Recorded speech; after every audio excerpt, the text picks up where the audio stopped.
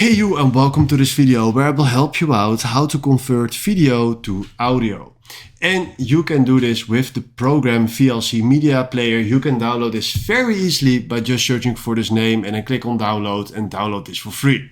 Then after this, click on this program and then go left in the top to media and then from there go to convert/save. Then from here click on add, and right now we want to add an MP4 file, something like this. Click on that. Properties, so I can share you or show you that this is the MP4 file. Then after this, double click on it and then do convert save.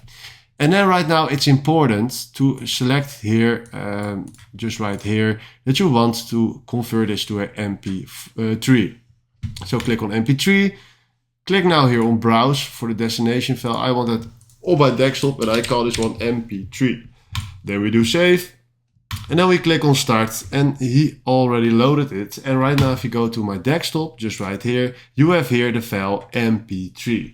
So this is exactly how you can do this. And if you found this video helpful, please consider subscribing and give this video a like. And then for now, thanks for watching.